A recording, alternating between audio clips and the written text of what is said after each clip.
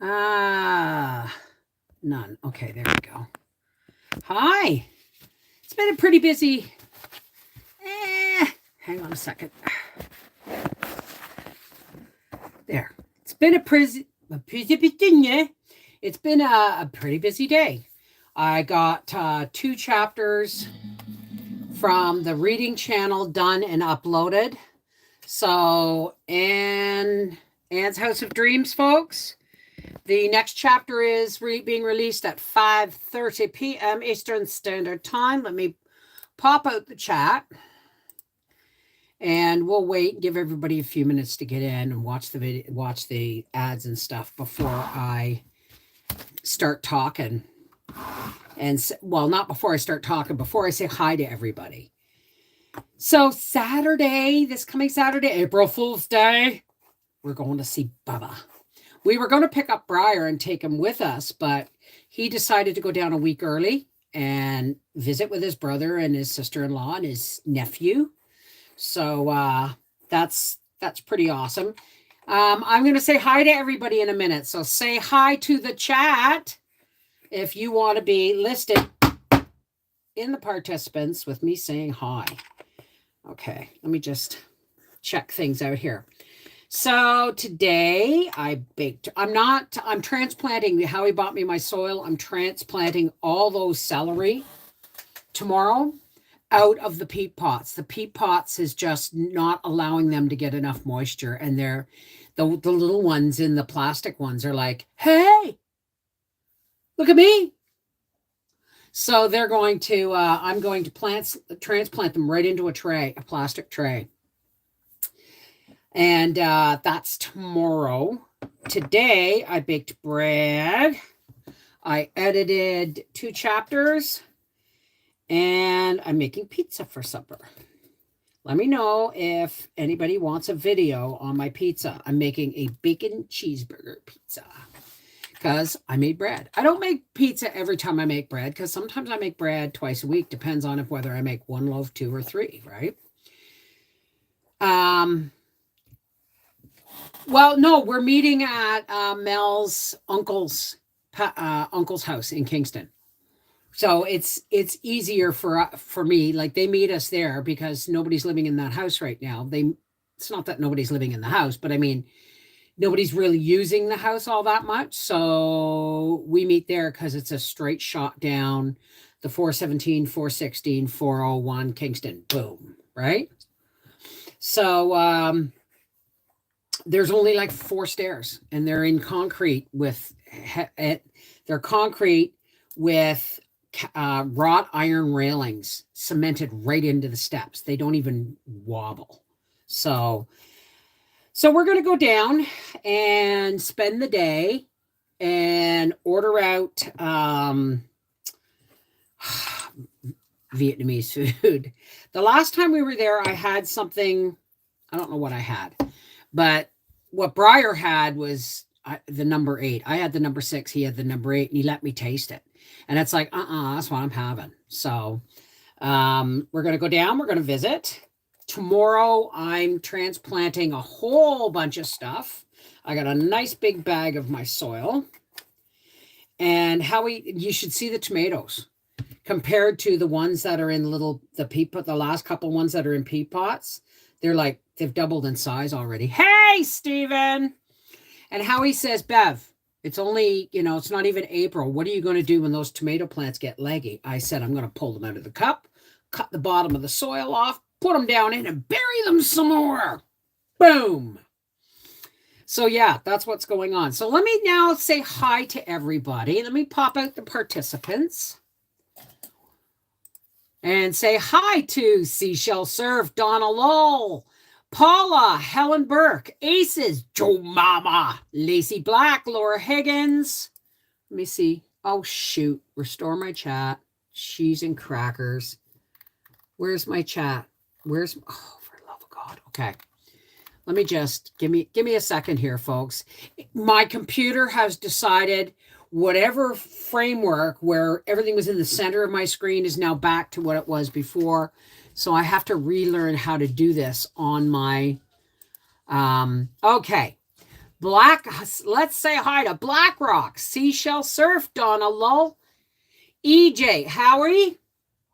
There is a cheese grater and some cheese in a bowl on the island. Would you grate that up for supper, please? It's already pre-measured, just has to be grated. All right, let's try that again.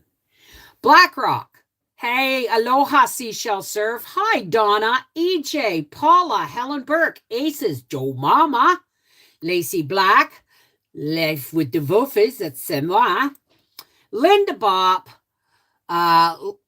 Lori Lazor, Lori M, Lori Peer, Mary Lindsay, Mamakins. Hi, we haven't seen you in a bit. Pam, Peggy Stray, Steven Seedfeld, and Chaos. Hey, how's everybody doing? Okay, now let me pop out the chat. Sorry for having to look up my nose. There we go. And what else was I going to do? I was going to pop out the chat. Hey, Candy. So, it's Sunday. And I've been, like I said, I've been pretty busy. I've got my bread made. Oh, I haven't really been busy. It's been a lazy Sunday. I made Westerns for lunch. And if anybody wants to know what a Western is, you'd know if you were Canadian. A Western is a Denver. For most people in the United States. It's egg, onion, and ham, except I used sauteed bacon. I'm making one package of bacon, which is much less than a pound. It's closer to half a pound of bacon, do 3 meals. No, it's not a video. Well, maybe it should be. But what I did was I cut up 2/3 of a package of bacon, diced it, fried it, and then put some aside for the pizza tonight because I'm making a bacon cheeseburger pizza. Yeah, it's already melting, but I mean, it the last lot didn't melt fast enough before this stuff came. So I left some of the bacon in the pan, added some onions and a couple of eggs, scrambled it all up and let it cook, and then we had that on sandwiches. Hey, Julie. EOR becomes cooked when hot broth is poured over it. What is EOR? After looking at prices of ham and turkey, I've decided we're having Easter lasagna. Good idea.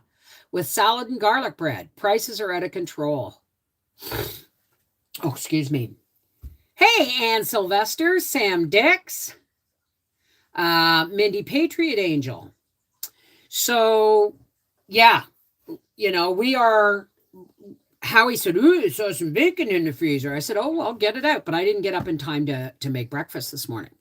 So 2/3 of the package got diced up and cooked, half for pizza, or 1/3 of the bacon for pizza. The other third we had for lunch today. And the other third Howie's having for breakfast tomorrow. So that's 3 meals out of one very small package of bacon. But let me know if our half-acre homestead folks want a video on the cheeseburger pizza. I'm sick of turkey dinner at this point of the year. I love doing... I still have 3 jars of turkey in the fridge or in the pantry, which I'm going to make. Maybe I'll make a turkey and stuffing dinner soon. Maybe I'll save the bacon for stuffing. What do you think, dear? You don't. Nor do I pay you enough, nor do they pay you enough to think. I'm saying that last bit of bacon in the package, why don't I make turkey and stuffing tomorrow for supper? Well, it just means you won't get any little bit of bacon in your lunch tomorrow or breakfast. You'll just have French toast.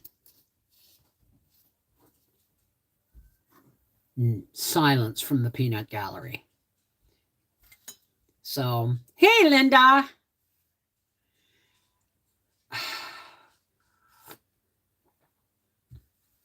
Oh, no.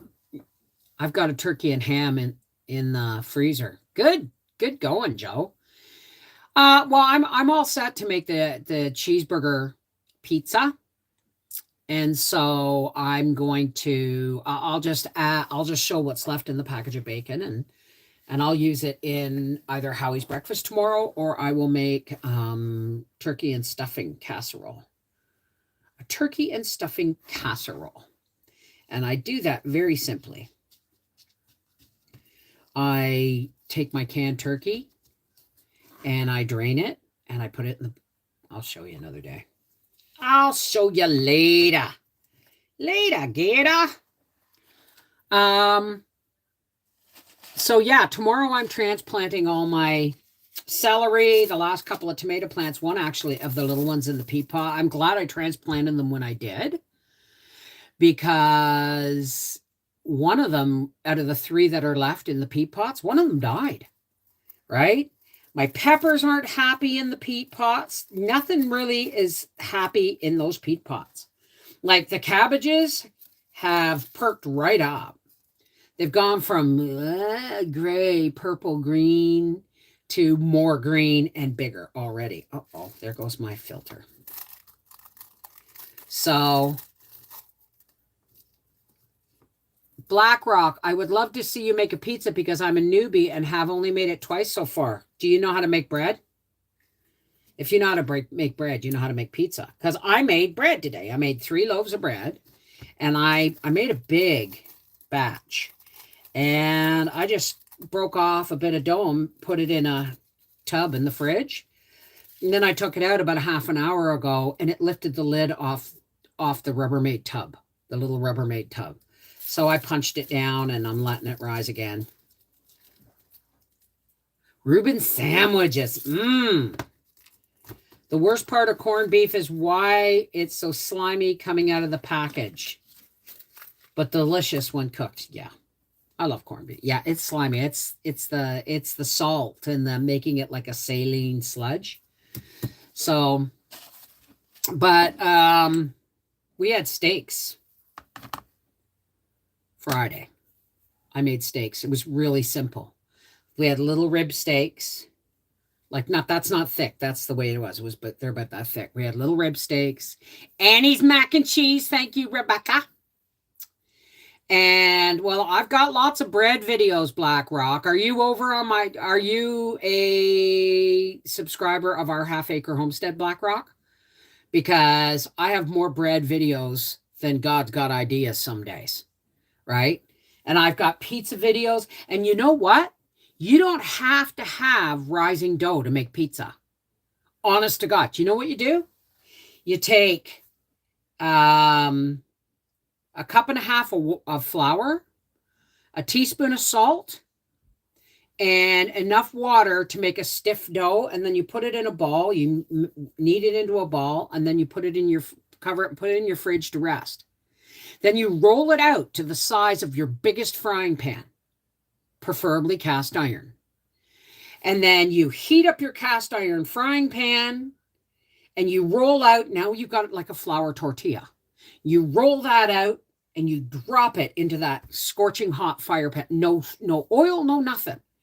Drop it into your cast iron frying pan and then flip it over into the pan, take it off the heat and roll the sides in for a crust. Then dress it and put the whole shooting match into the oven. Hey, Joanna, how are you? Hi, Lisa, you finally caught alive. Turkey black bean chili over baked potato. Sounds delicious.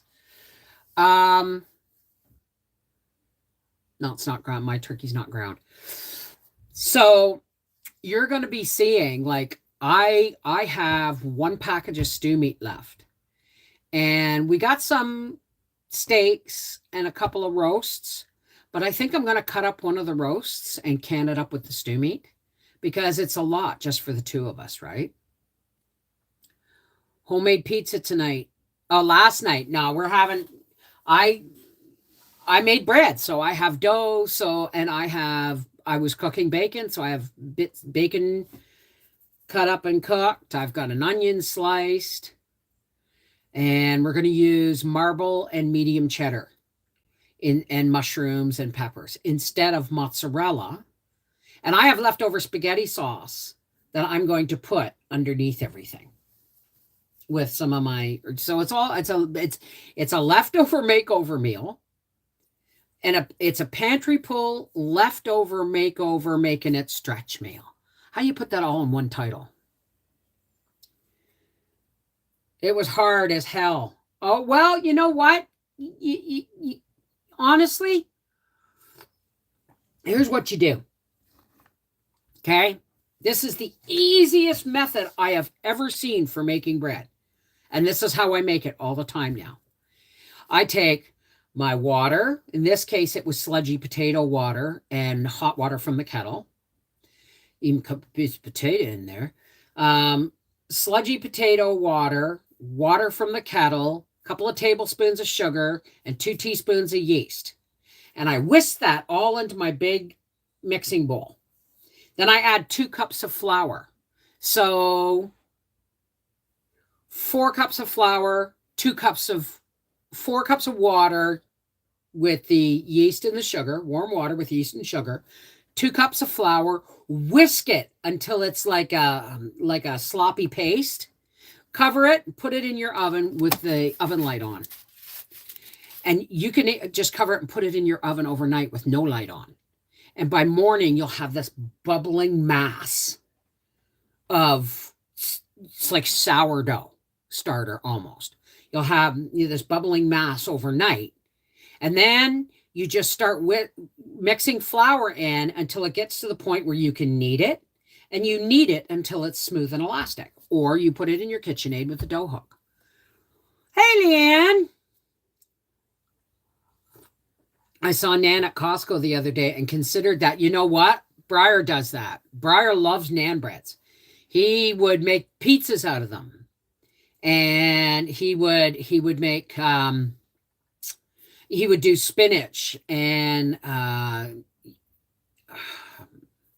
roasted sliced chicken breast and spinach and mayo and onion and whatever. And he would make chicken wraps with them. He loves Nan bread.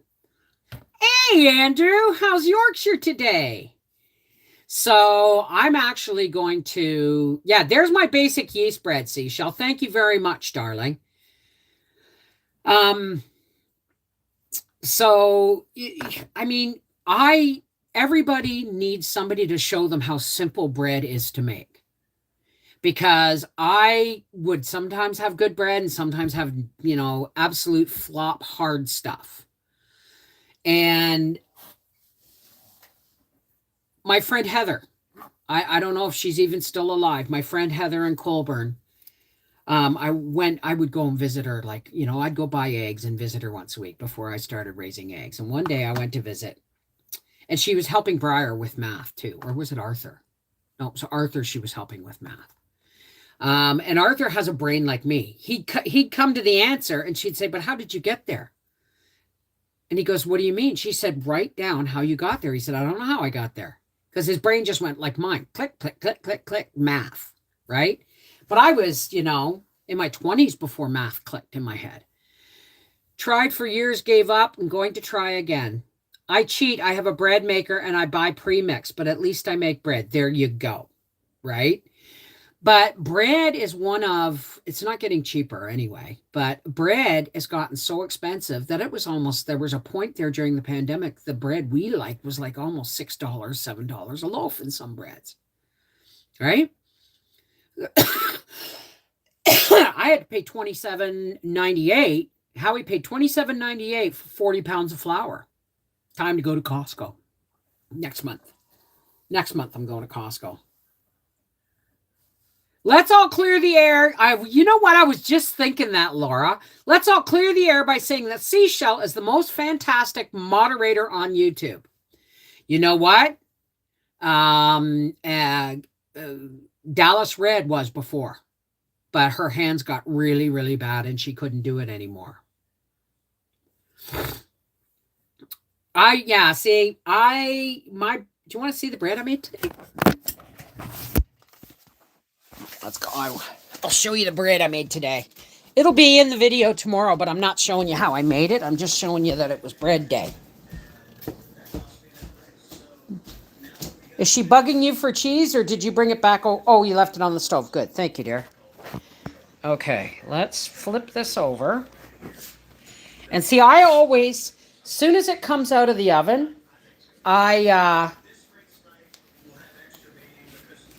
I cover it so that it sweats. And it, see how nice and soft that is? Isn't that gorgeous? One day Howie looked, oh my God, there's a hair. Must have been on the parchment because it's on the outside of the bread. There we go. Howie said one day, see these spots? He said, is that mold? I said, no, Howie. It's my pans. They're old and rusty. And even with parchment, they the color comes through because I always use parchment. Now, what else was I going to show you? Oh, right. Okay. Made a chocolate cake. Yes, my island's a mess right now. These onions that Howie bought are starting to sprout. And so I'll be chopping those tomorrow too. So I'll be chopping those up and freezing most of them. I'll be freezing them to save them. I'm going to put my hand over here as I walk, because I walk like a drunken sailor who's got bow legs. All right. I'm going to be chopping up those onions and freezing them, most of them, because I won't use them all before they start to sprout.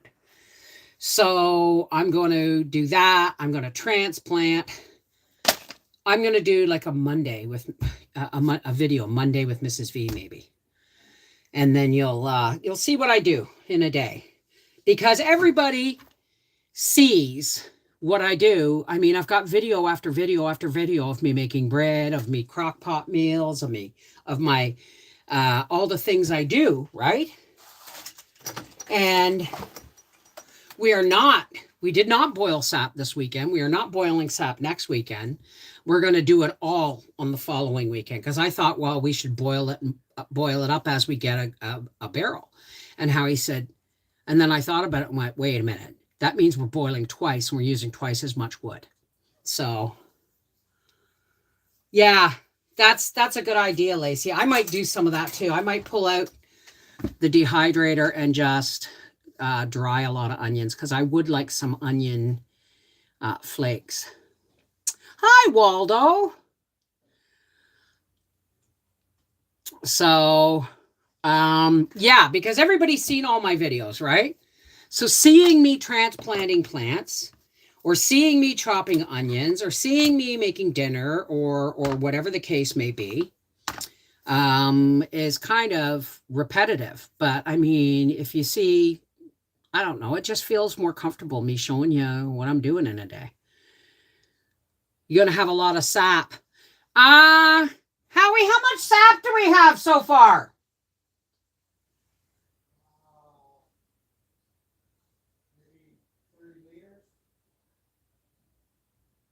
I thought you said that garbage can was full. Yeah, so about 20 gallons.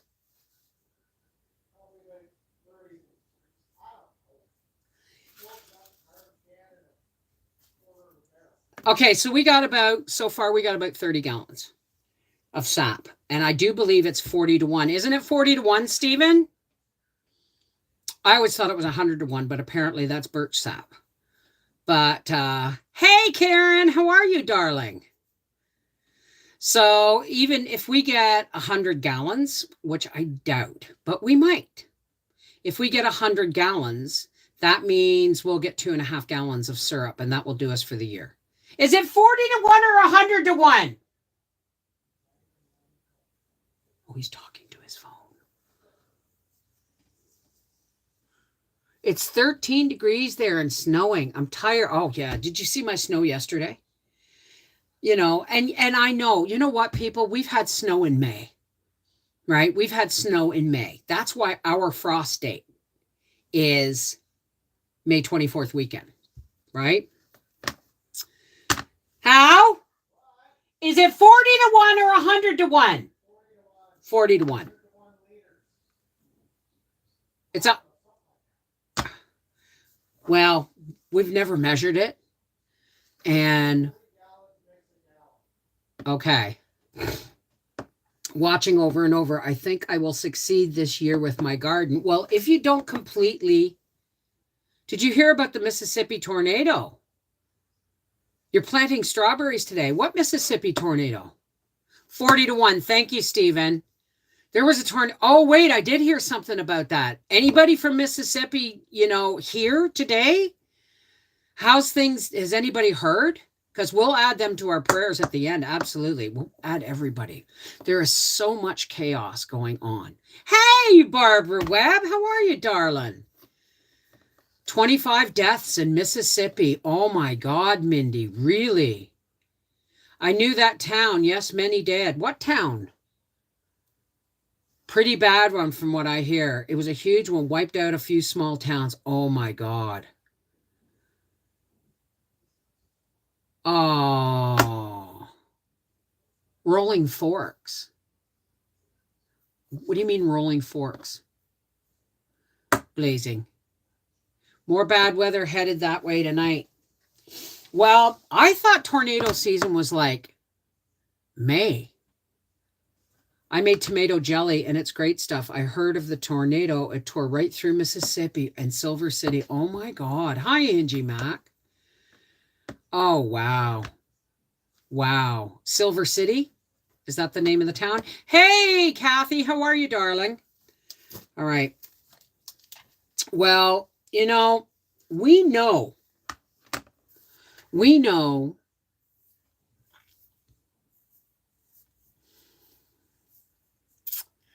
that the weather is not necessarily nature-driven anymore. Let's put it that way.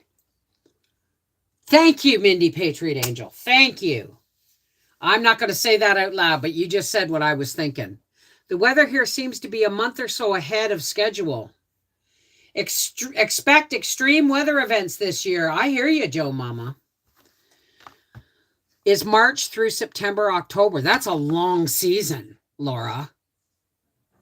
April, May, June, July, August, September, October. 7 months? That's over half a year. 13 dead, 25 total in Mississippi. Oh, my God. Oh, I'm glad it's sunny today. We're not. We're still gray and dripping. It was snowing yesterday, though. We had to actually light a fire because right now it's baseboard season for us, baseboard heater season. It was windy as heck yesterday. Our electric was out almost a day. I have an announcement to make. Speaking of weather and power outages. It's windy here in South Phoenix. Well, if that's Arizona, KB, Karen, then you guys will you'll be in monsoon season in a couple of months, won't you? Ran air conditions in Mississippi in the 80s. I'm not sure I understand that, Blazing, what you just said there. I am not sure I should be announcing this yet. Now, there's an event coming up, and it's not a giveaway. I cannot do this as a giveaway only because it's a really expensive item. But it's going on sale in April. And there's also a 10% discount. And then there's going to be a 10% discount on top of what? Then you're going to get a 10% discount from the video as well. You're going to get a coupon code for 10% more. We are moving the yard constantly, which is very unusual. 8 inches wevy hat. See, yeah, I told you I'm dyslexic. 8 inches of heavy wet snow here. Wow. Yeah, we got that yesterday. And now it's just, the eaves is just dripping and running. I'm going to get Howie to put up my bird feeders this year that my brother Billy made me. They're replicas of my dad's. And he found one of Dad's bird feeders after Dad passed and the house sold. And he refurbished it. And then one day he was driving down the road and he saw a dresser on the side of the road for the garbage. And he picked it up and he took it home and he made a bunch of bird feeders out of it. Replicas of Dad's. And he told the story and he brought me 2. So it's kind of cool. And he left the distress spot where the drawer, it shows that it was made from something else. Been making a greenhouse out of looped together plastic and or ironed together snack packages. It's great. I'm onto something here, I think. Wow, Waldo. At least solves my no growing areas. Well, there you go. Damage from hail is terrible. Wow. Hi, Celeste. Hey, Shirley. So I hope to get a wood burning stove by the end of fall. One way or another, I'm going to find the money. Because I want a cook stove before next winter. God, I'm putting it out there to the universe. I want a cook stove. It's not an old-fashioned cook stove because we're not allowed to have the old-fashioned. You can have them and, use them in a case of emergency, but I want a cook stove that my insurance company is not going to there's that itchy mole. I have a mole that's dry and flaky and itchy on my back. I have to get the doctor to look at it. But but here, your cook stove has to be certified. It has to be certified. So if I'm going to be using it on videos, right? And because if I get a cook stove, damn well all winter long you're going to see me cooking and baking and making biscuits and bread and stew and all kinds of stuff on the cook stove. And then eventually we can put the other one down the basement and buy a chimney so that if the power goes out more than a couple of days, we do have wood burning heat for the basement, right?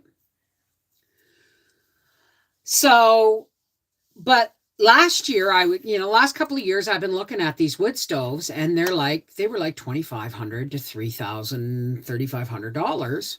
There goes my friggin' chat.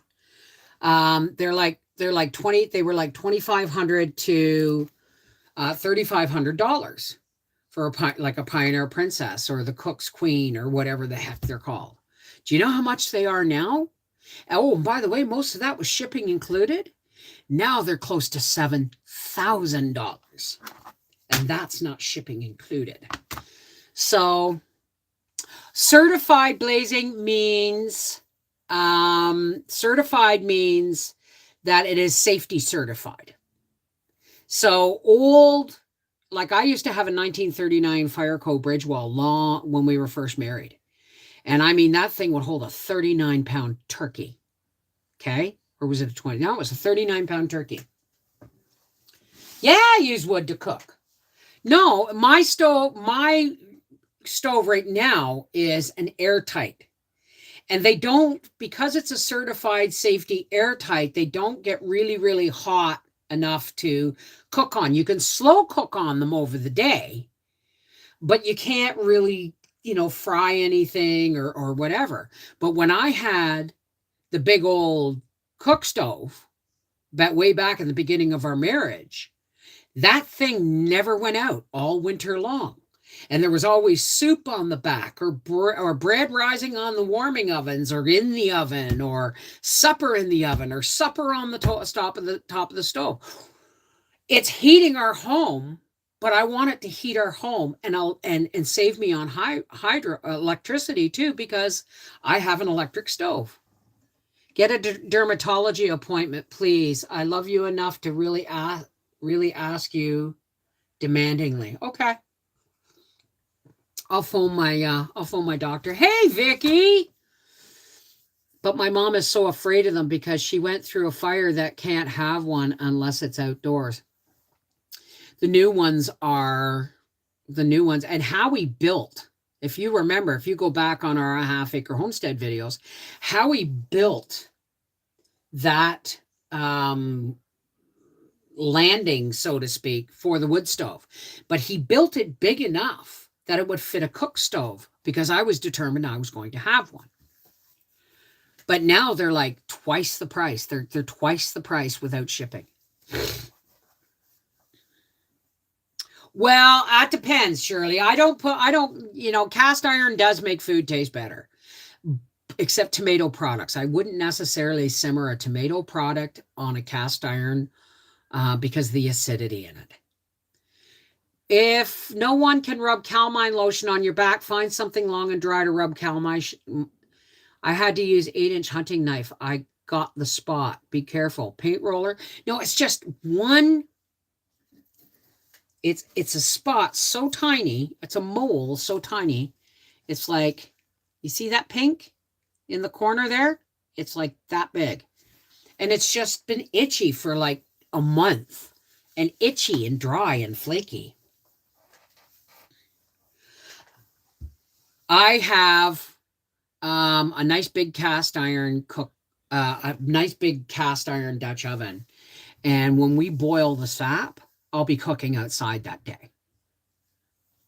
I'll probably put a roast in it, a Syrah roast, and surround it with potatoes and carrots and an onion, and then, put it out by the fire and just keep turning it every once in a while, and we'll have that for supper. The doctor might be able to freeze it off. Well, it depends. If it's itchy and flaky, I want a cast iron Dutch oven. I have I have two small cast iron Dutch ovens. I have one large one, not huge, but large, and actually large enough to fit another cast iron one inside it. And I have a spider, not a spider. It's like a Dutch oven. It is a Dutch oven, but it has short legs, and you can put it in the fire and shovel coals over the top. But my wood stove is too small when it gets to that point. Well, I just had a friend tell me that they just had some surgery on their face from skin cancer. So, it started out with an itchy, flaky patch of skin, and then, shingles is not contagious. It's from the jab, unfortunately. What's from the jab? I have 2 enamel cast iron Dutch ovens. Ooh.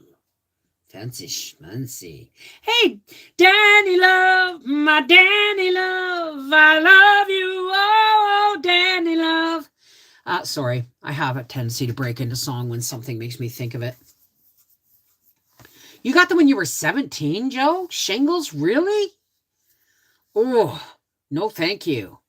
My sister's had it a couple of times, but I hope to God I never see it. Because you know what? I got enough pain issues, right? I got enough pain issues. I don't need more, right? But so Briar's down visiting with Arthur and Mel and baby Bubba this week. And then we're going down on Saturday. We're going to all meet up in Kingston on Saturday, and we're going to have a visit. And we're going to order Vietnamese food, and we're going to split the cost, and we're going to take Briar home on our way back. And one was a gift. The one I got it at Aldi. I wish we had an Aldi's. Hi, Sherry. How are you, darling? I have a spot on my ankle that gets dry and itchy and flaky all the time. The doctor told me it was nothing serious. I've had it for at least 10 years now. Well, I'm glad to hear it.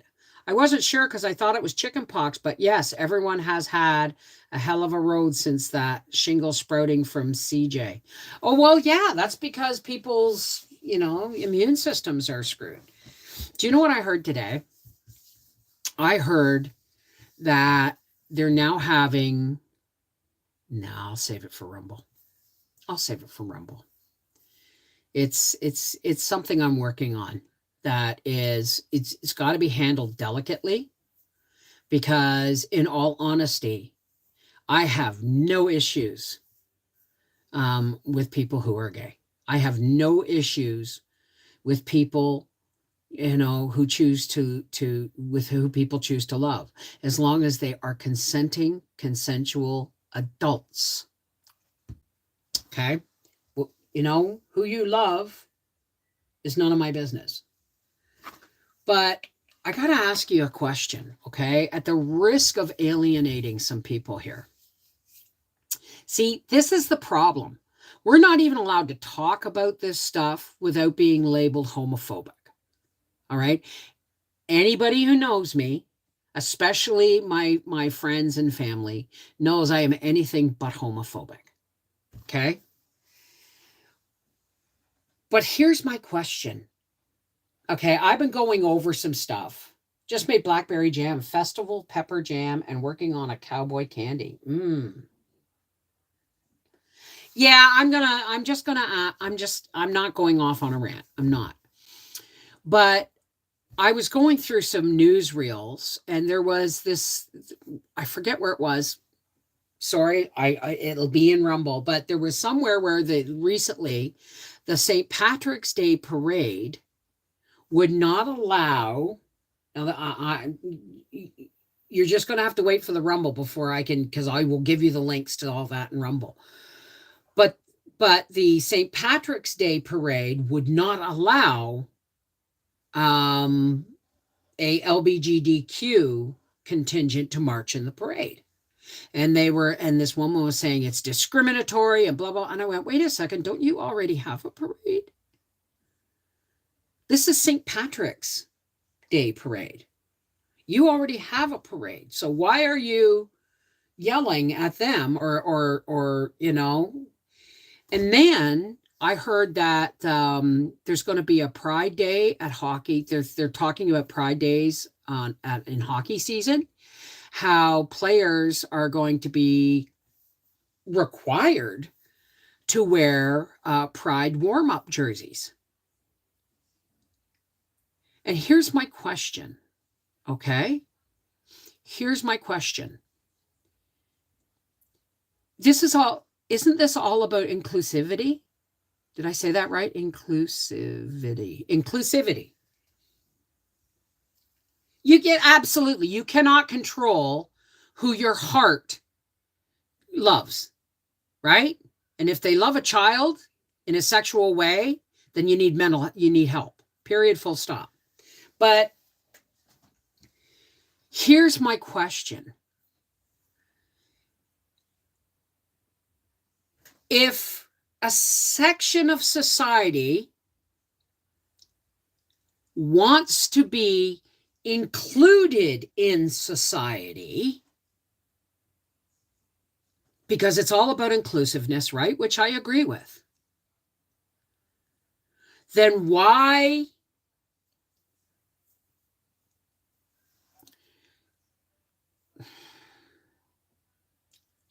if it's all about inclusivity, then what is right about centering this section of society out and raising them up in hockey games and parades and gender bending story time at libraries? I'm just saying that's not inclusive. That is slicing them out of society even more and raising them above other people. Am I wrong? I don't want to talk about evil or good or bad. That's not my judgment. That's God's call, not mine. Okay? I can only judge myself. But I'm just saying,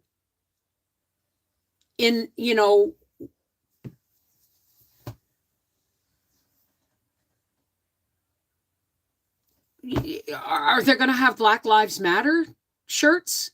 Is every night warm-up jerseys going to change for Black Lives Matters, for Pride, for St. Patrick's Day, for this, for that, Christmas jerseys? You know what I mean? The moment you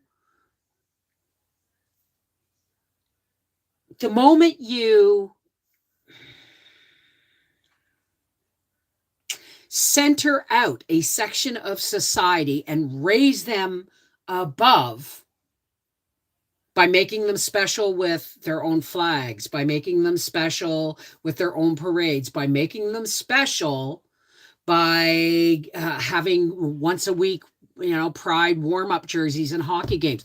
What does it have to do with hockey? So it's not inclusive, is it? It's singling out and making special. That's not inclusivity. Right? Hi, Sandy Brown. So, and it's gotten to the point where we're having really a hard time even talking about this for fear of being labeled a homophobic racist. Because I'm in the line of fire. Why? Because I'm an older, white, heterosexual, married female.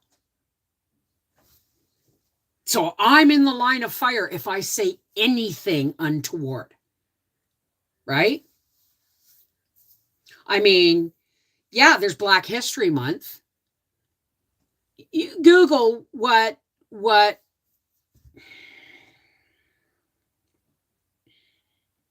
What's his name, guys? I'm going blank here. No, that's the thing, Sandy Brown. We are not the minority. There's not supposed to be any minorities. But in singling out groups of society for celebration above the rest makes more minorities. Not Morgan Freeman. Thank you. Okay, Rosie, take care. So, Google what Morgan Freeman thinks about Black History Month, and he will give you a whole twist on it from a black man's perspective, and he says it for the people who are too afraid to say it.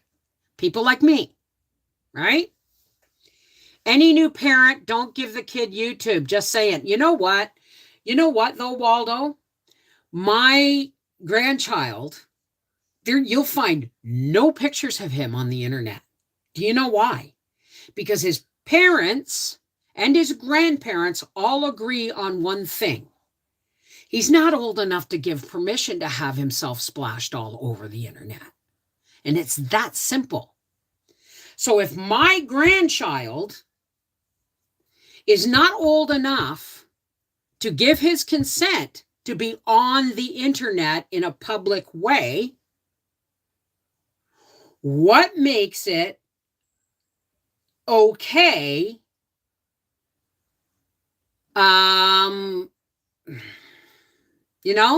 it's called protecting. We're supposed to be protecting the children, right? I mean, the biggest mistake I ever made was giving the internet to my kids, right? Until they were old enough to understand the seriousness. You got 13 years old and 14-year-old kids going around with cell phones sending sex pics to each other, right? That's just way too much freedom and responsibility, way too young. I've got an article to send you if I can find it again, coming from, okay, thank you. All right, Linda, I will. Senator Hawley is in the U.S. proposed legislation for children not to be on social media until age 16. That would be amazing. I think it should be like cigarettes and alcohol. It should be like 18 to 21. Because even 18-year-olds, I mean, I've met a lot of mature 18-year-olds, but I'll tell you what, most of them, like 75% of them, don't have a fiddler's fart of a clue about social responsibility when it comes to social media and all that stuff. They're just doing shit left, right, and center because it's cool. And then down the line, they're going to have to deal with it. Thank God there was no video social media when I was a teenager. I'd have been burned at the stake. So that's what I'm saying. We have unleashed the internet on the world without teaching our children proper social responsibility when it comes to information. I'm not talking about misinformation or all that stuff.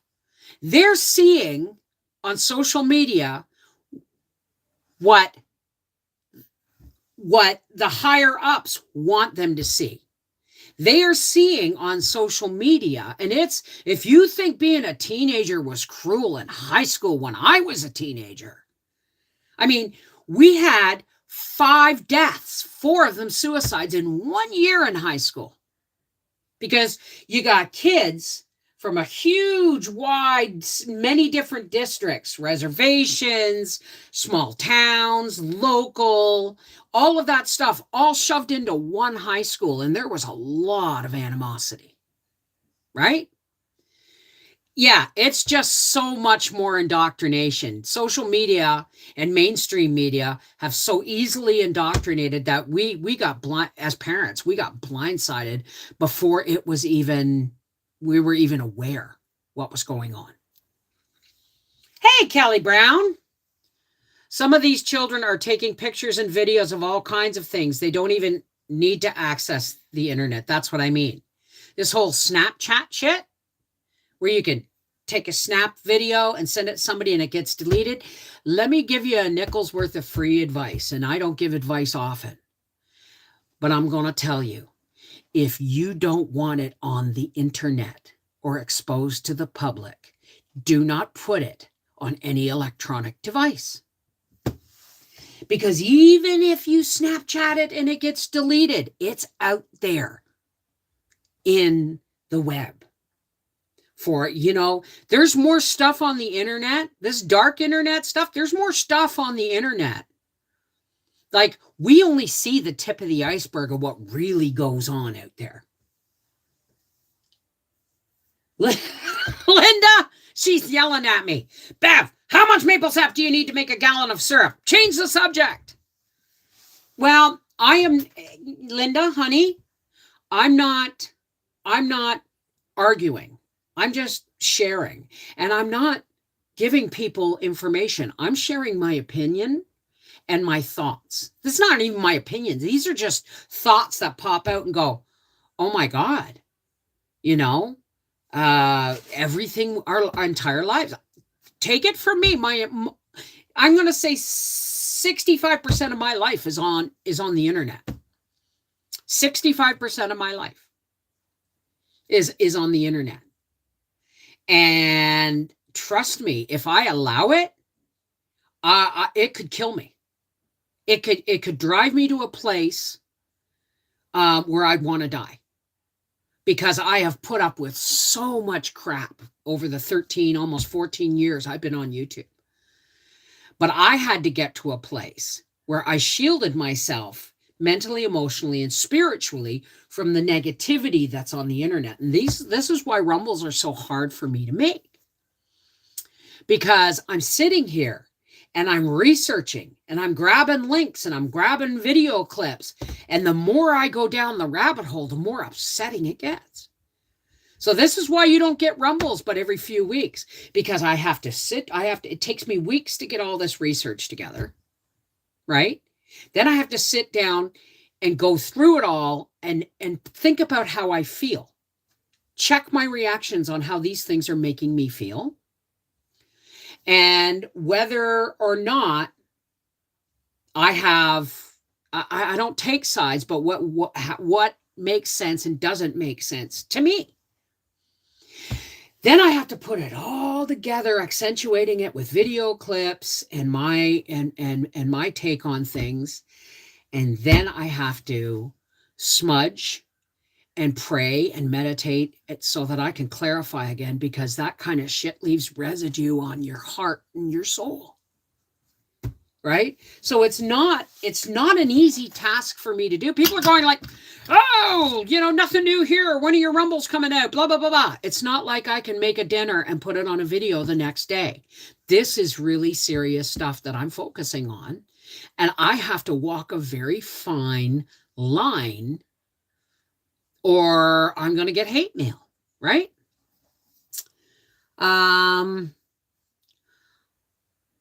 I respect the process of development, and kids develop the same as they did when I started teaching years ago. Families are different, and that's affecting development. Very well said, Laura.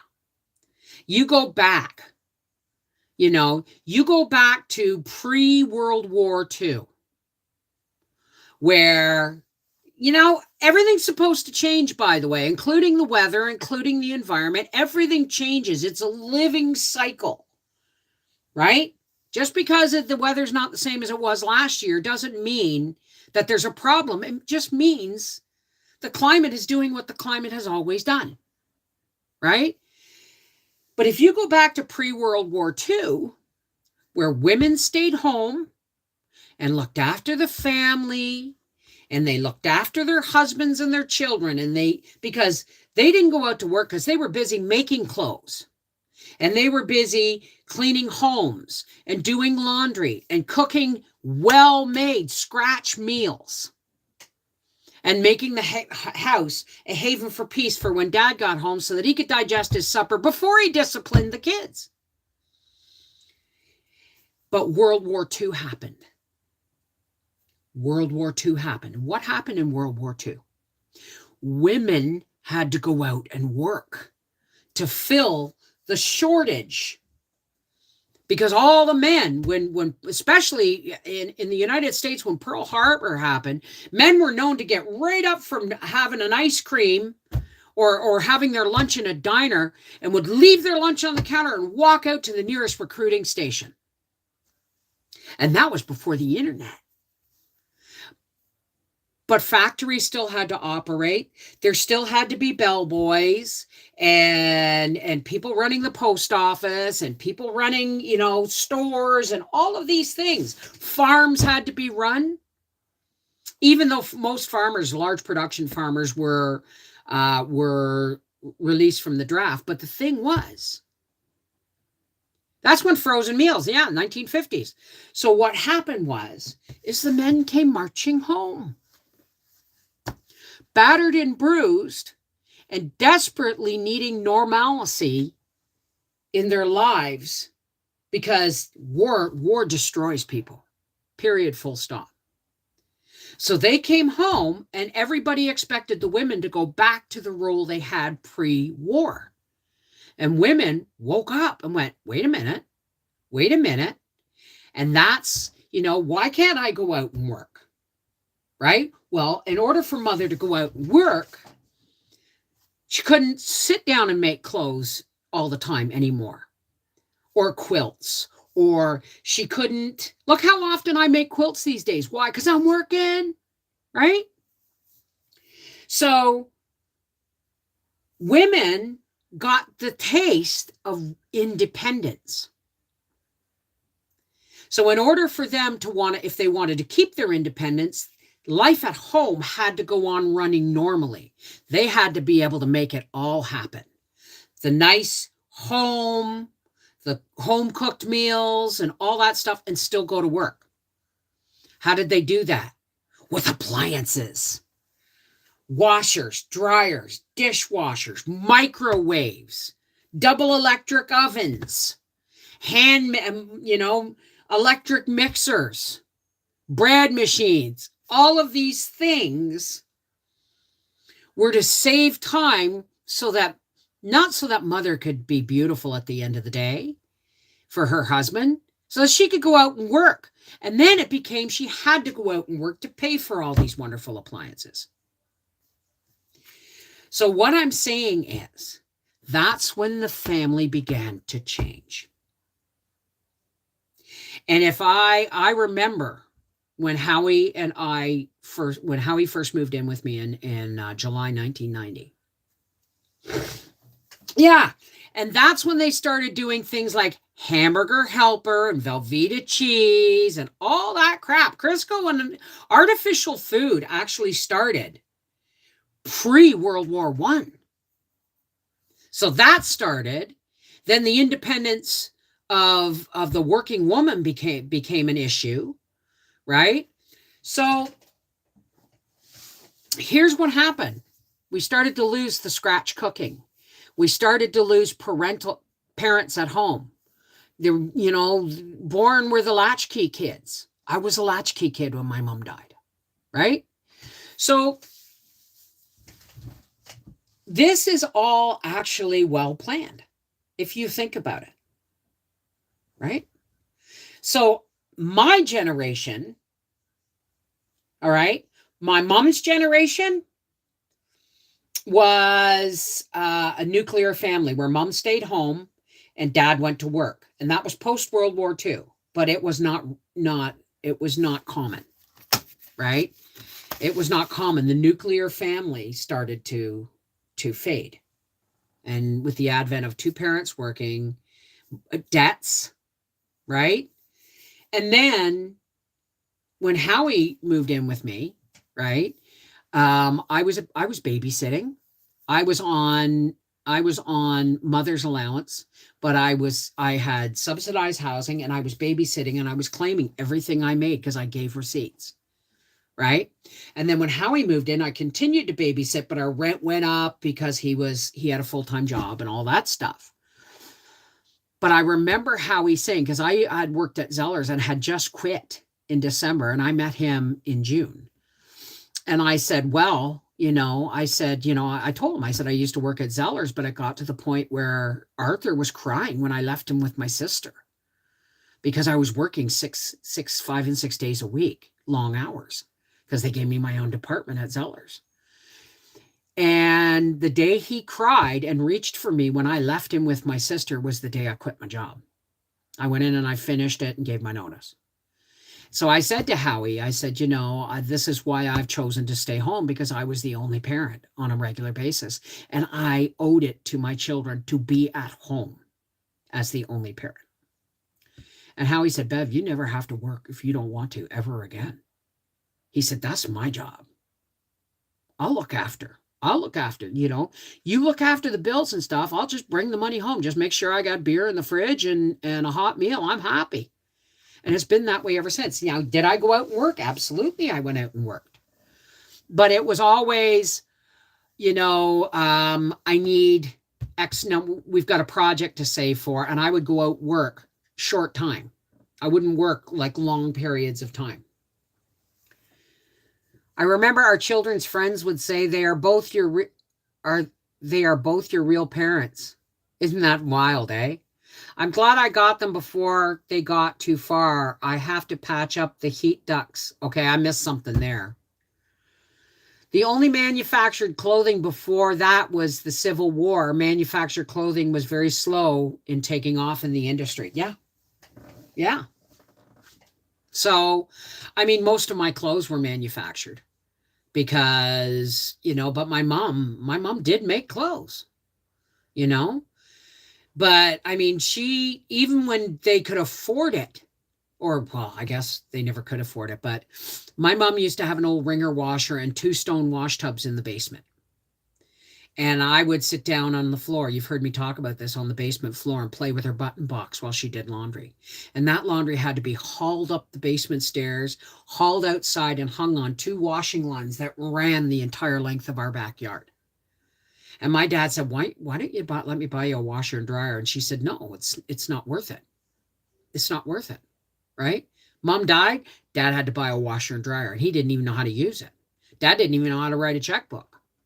So, well, thank you, Joanna Parrish. People used to ask me what about my parents, because they had 7 children. Wow, we had 5. Yeah, population, folks. The world is big enough for everybody. But but weather and employment and the need to work for all these things that we have has driven people into the cities. There's enough land for everybody on the planet.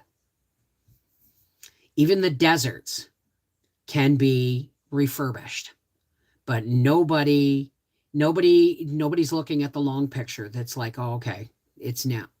I have a laundry out on the line now. Love hanging wash outside. It smells fabulous. I wish the thing is I can barely do laundry now with the washer and dryer because I work. Everybody seems to think that I, just sit here and go on social media all the time. No, I don't. I work. I get ideas. I set them up. I film them, I edit them, I upload them, and then I start all over again. And that's on 3 channels. So that's why a lot of people don't, this is why I'm slowing down and doing like 3 videos and a tea break a week on our half-acre homestead until things pick up. And I do most of my live streams here because Life with the Wolfies. Oh, I forgot to tell you. I started to talk to you. We were talking about power outages, and I got to plug my phone in or it's going to die on me. We were talking about power outages, right? I got an email from a company who does power stations. They look like a little suitcase.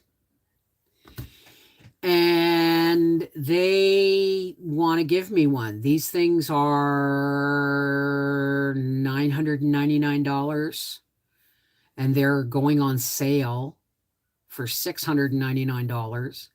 And they're giving me one, and they're going to give you guys a coupon code. I can't give one away because they're so expensive. but you guys are going to see me put it through its paces.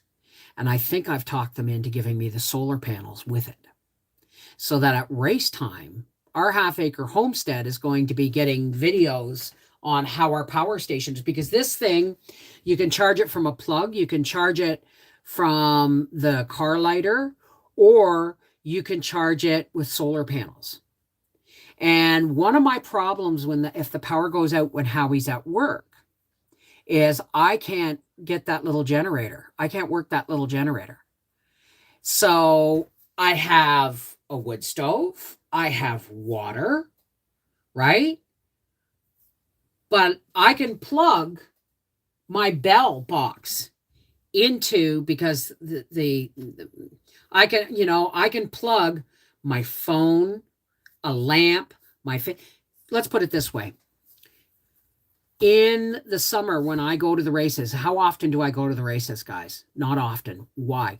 Because we have to run the generator for air conditioning for me. All right. And Howie has to cool the entire coach off before bed at night so that I can sleep. And then when it gets, when everything's cooled off, we can open the windows and when it's dark. But for me, I got to fix this thing.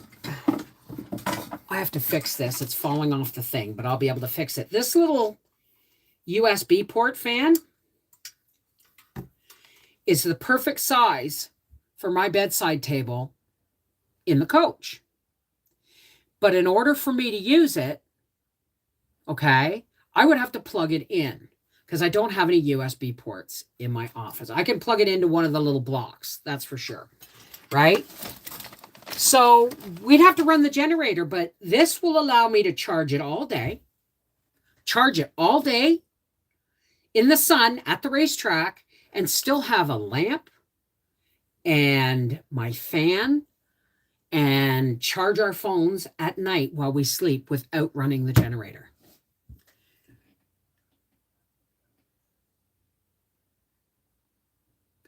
Well, we'll see. We'll see how well it does, Linda. This is a really big ticket item for me to ask them to give one away. But they have said, and I quote, that they're looking for, because this wasn't oh yeah, I'm interested, yes, I'll do it.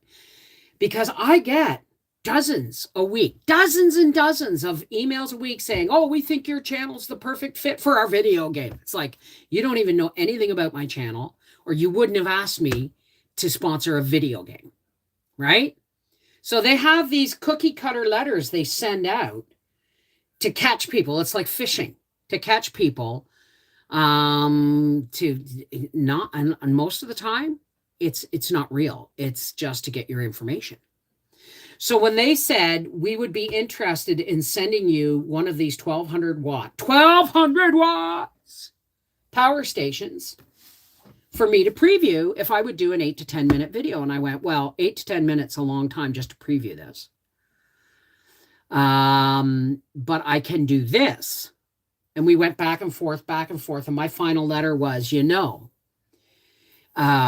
you really want me to preview this, you should send me the solar panels with it. For the simple reason is it's only doing half the job. I want to show all of the potential. I want, this really works the way, like you say it does, because I'm honest, folks. If it's a crappy thing, I'll say it's a crappy thing. But they said, well, if we send you the solar panels, you'll have to talk about the solar panels in the first video too. I said, no, I won't. My husband will. Because he knows more about that than I do. So we will, I said, and the thing is, if you send me the power station and the solar panels, we will put it through all its paces at home and at the racetrack and boondocking wherever we go. And you will get more than one video of us, right? My neighbors think I'm nuts for hanging wash and gardening. Well, what do they know?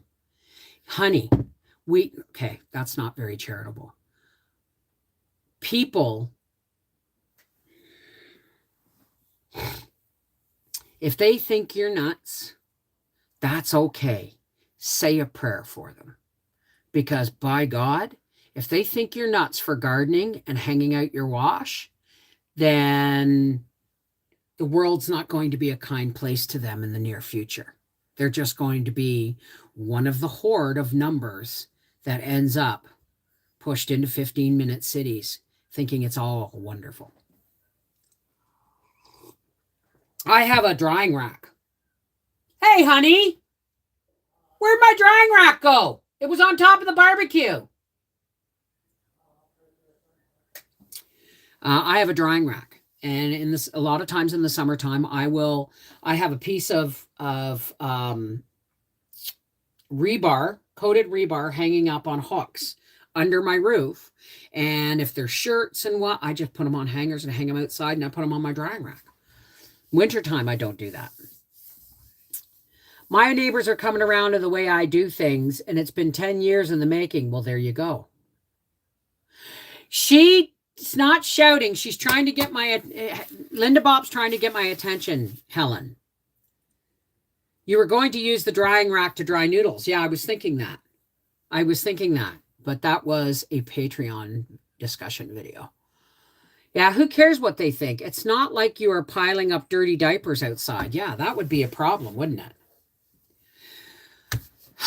So my point is this. Don't let the world or the world structure or the social structure of our governments and our corporations and our institutions tell you what to think or how to feel. All right? It's gotten to the point where they're legislating who we should support and who we shouldn't, that we're not allowed to have an opinion anymore.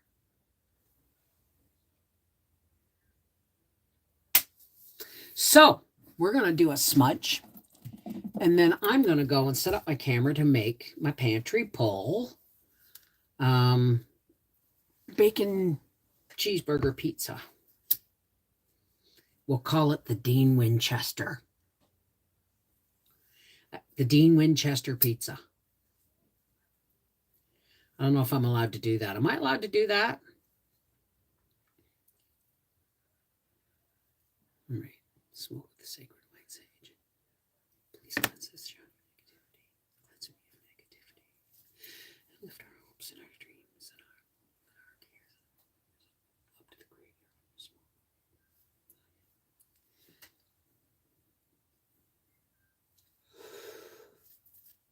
It's actually good for your lungs.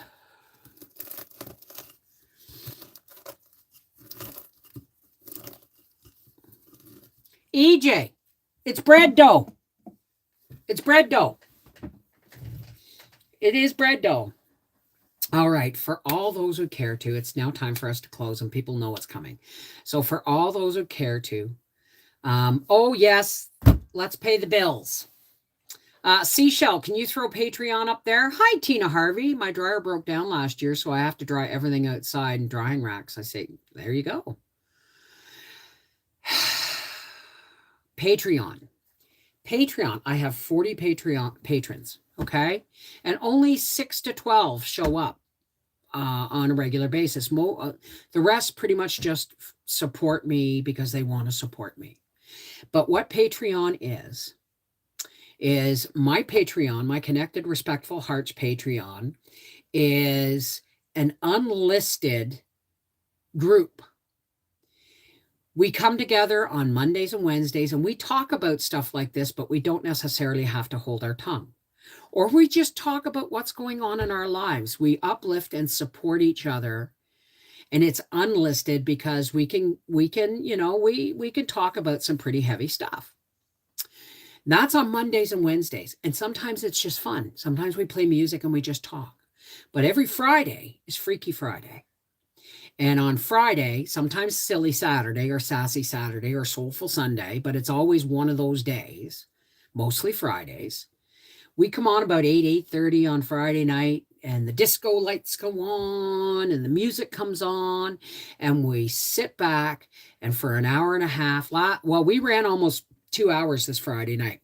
For about an hour and a half, we kick back and we scrape off all the negativity that the world has flung at us this week.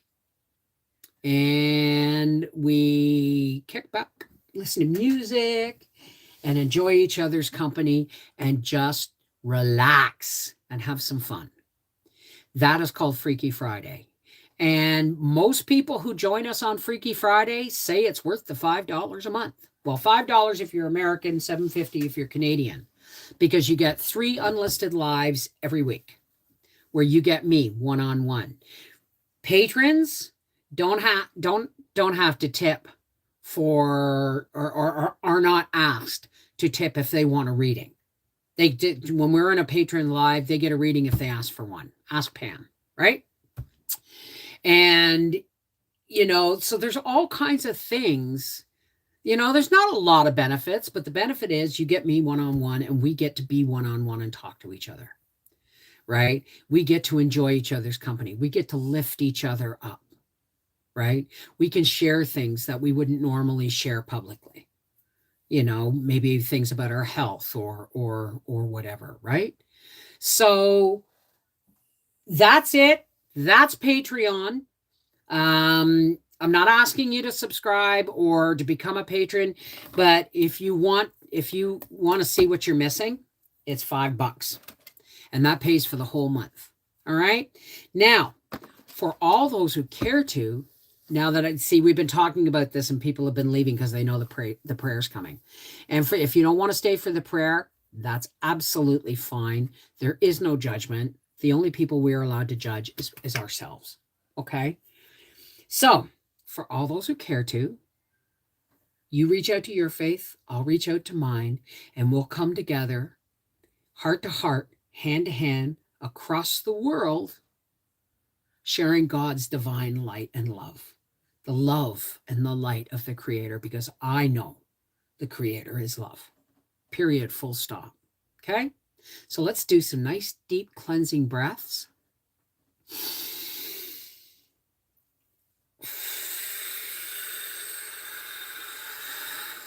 Push all that crap out. All the negativity.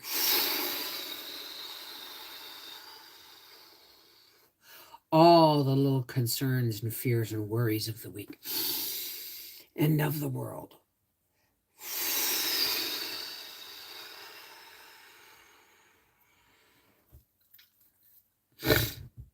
Excuse me. I must be going to kiss a fool. Hey, Creator, God and one source of all. How's it going? Thank you, God, for bringing us together. This is one of the times that we come and we lift each other up and we share, that our problems and our solutions and our love and our recipes and our fellowship. This really is a place for fellowship.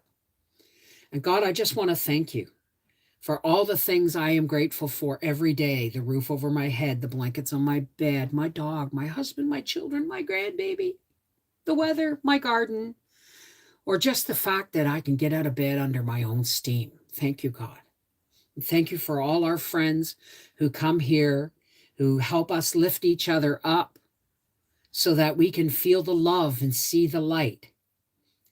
And God, we also come here to lift up those who might not understand why they're afraid, may not understand why the negativity of the world is constantly bombarding them and why they can't feel positive, safe, or free of fear or worries about health and finances. God, we lift all those people up to you, ourselves included, through the clouds and the chaos and the darkness of the world today. We lift them up to you, and we lift ourselves and each other up to you, God, so that your love, your divine love, may shine down on us. And if sometimes only for a moment, part the waves of darkness so that we may see our way forward, even if it's one step at a time. Thank you, God, for bringing us together so that we may share and join in and perpetuate and strengthen your love for us. Yeah, thank you, God.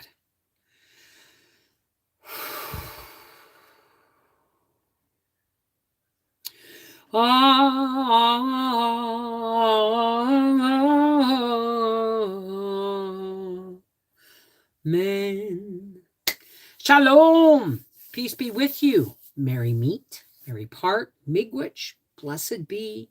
Walk in the shining light of God's love. For whatever ails you, whatever worries you, or whatever makes you smile, God sees it all. Right? God is love.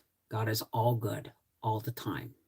Anything else is just the darkness whispering that God is not enough. And it is enough. Take care. God bless. We'll see you guys Thursday night around 8 o'clock, 8:30 for our Thursday night public live. Take care. I love you guys. Never forget that. Never. Love is the most powerful thing on the planet. And if everybody stopped being afraid of telling people that they love them or making it something other than it is, that's us. That's for us to correct. Love is the most powerful force in the multiverse. Take care. God bless. I love you.